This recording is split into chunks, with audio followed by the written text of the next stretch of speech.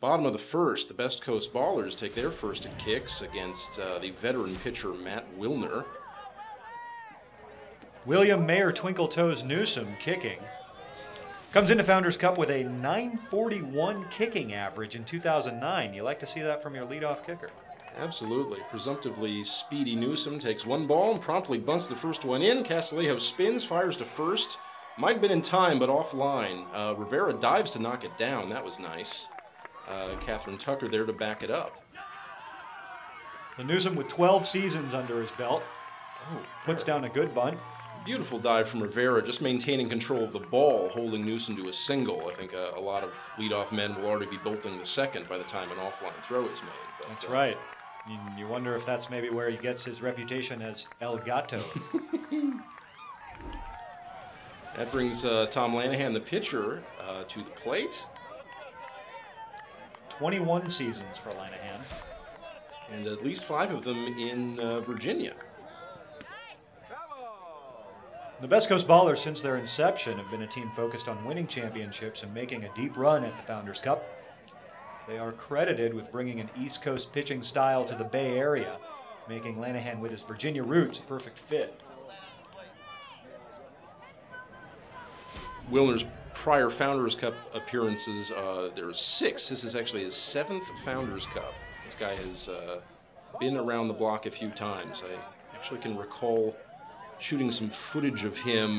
Might have been back in '05, had one of the best single bounce sidearm pitches I'd ever seen. Of course, it was my first time seeing East Coast pitching myself, and that's always an eye-opening experience for a young kickballer, the first time they see an East Coaster throwing sidearm. The advent of the second bounce in pitching rules, though, has taken a lot of speed off what used to be mostly an overhand pitch from the East Coasters.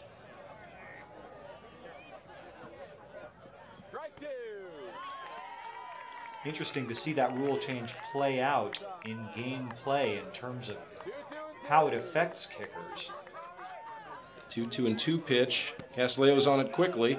Throw to first is in time for the out. Rivera quickly fires to Duncan at third. Newsom holds at second base.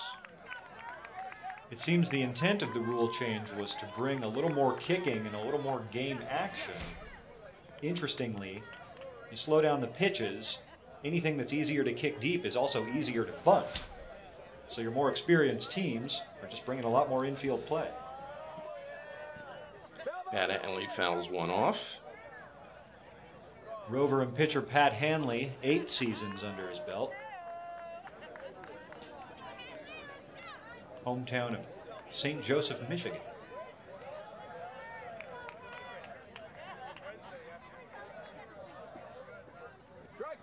Lets that one go for a strike. A couple of excellent team names in his past, Galactic Prophylactic and Mr. Bo Dangles.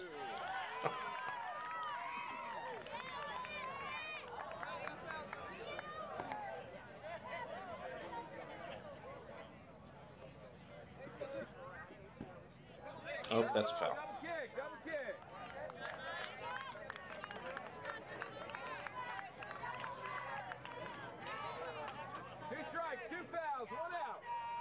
There's a way we can mark the cord.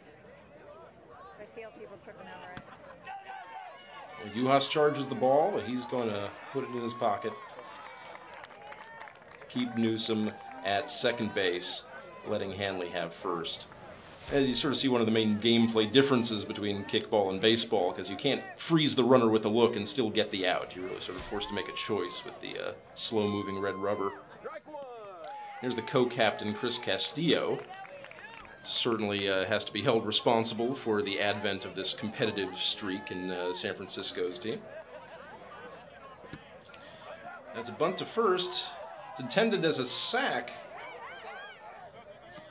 And a curious occurrence there with the runner going from first to second. It looks like he gets run down. I'm not sure if Hanley is falling or pushed. The ballers are certainly calling for a review of this play. Hanley could have trot out to second base and force the issue. If we can get a view there of how exactly he comes to be on the ground. It looks like Rivera may have his hands on him, or maybe trying not to touch him. I'm not quite sure how he's headed back in the other direction if he was being pushed, but looks like that's going to go down as a fielder's choice. You know, it really seems to me that there isn't much reason for Ever Rivera to hold his hands up as if he hadn't pushed him, if he hadn't pushed him. Yeah. Felt like we were watching a soccer game for a second. Not to accuse anyone of diving. It is difficult to figure, though, how the runner could have been attempting to dive back to first base on what came out as a ground ball. He is forced to second.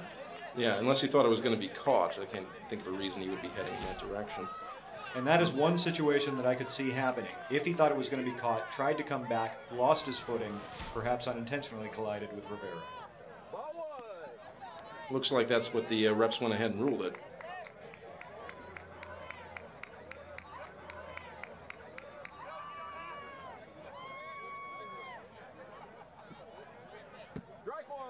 Mike Solomon with a 1-1 count.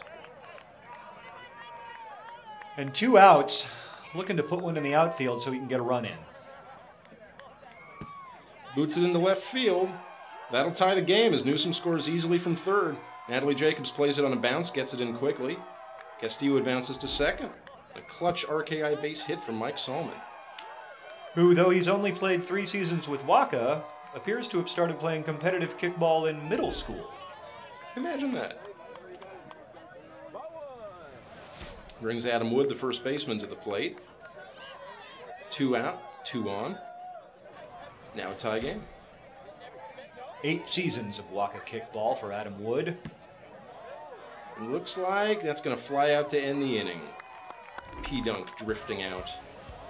That's to right. Make the catch. The Super Rover P-Dunk. You'll see him making plays all over the field. Covered a lot of ground that one. And that's the end of the inning. 1 run on 3 hits and 1 sack.